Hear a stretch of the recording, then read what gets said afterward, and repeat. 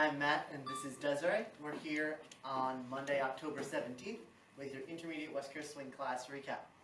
So today we were talking all about choreographing, because we have a routine coming up this Sunday at the Somerville Theater. I forget the exact name for it, but you can find it online. It's right there. It's the Davis Square Theater. On 255 Elm Street in Somerville. There are still tickets available. So I was talking all about different elements of the music and how you can play with those and the different tools that you use to play with them. So for starting out, I just played a few songs, and we looked at what sorts of things happen in the song. Sometimes they go like up, sometimes they go down, sometimes they go like ba ba ba, sometimes they go ba ba ba ba, etc. Sometimes they have round moments. That's another important one. And so the first part is just hearing those elements and kind of deciding what you want to do with them.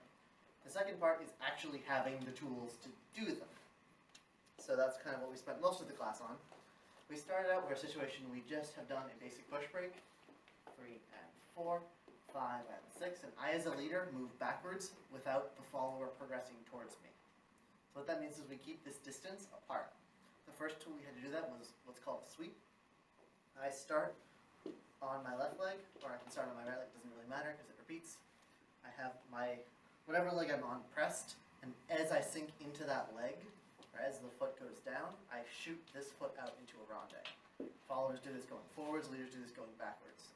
There's a little bit of a pulse to this by itself.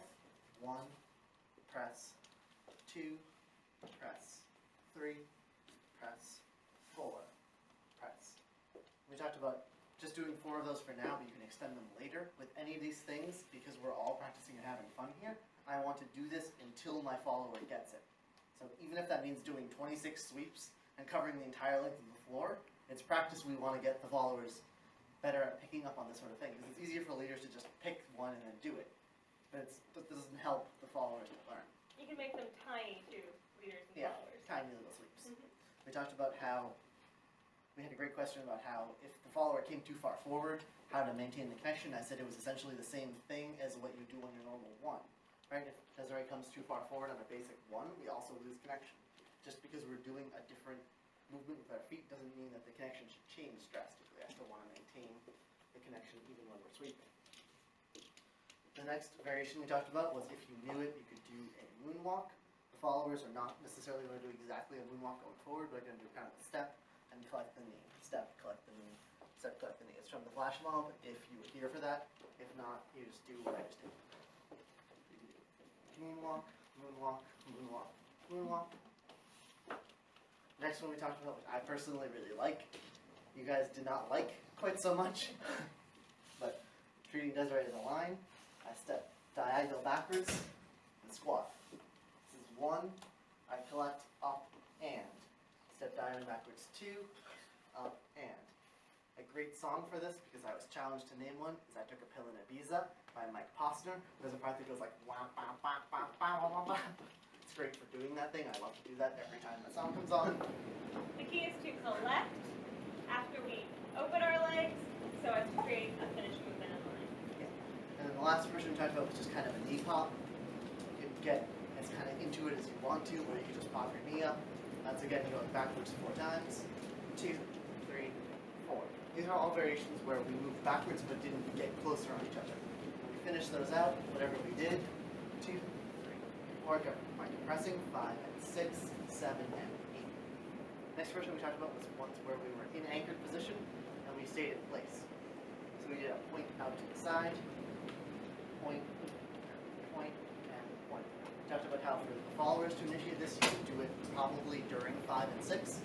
For the leaders, you can initiate this during 1. We also talked about how your body pitch on the points can change. So you can be really pitched forwards when you do the first 4, 3, 4, and then switch to backwards pitched during the last 4. Notice how our hands don't change, so we're not affecting the connection. I don't want to be compressing and then falling. I want to be just pitched forwards and then pitched backwards. The last move we talked about was to hit those round moments. So we did a whip, 2, 3, and 4. It's almost normal, except that I want to keep my right shoulder more forward.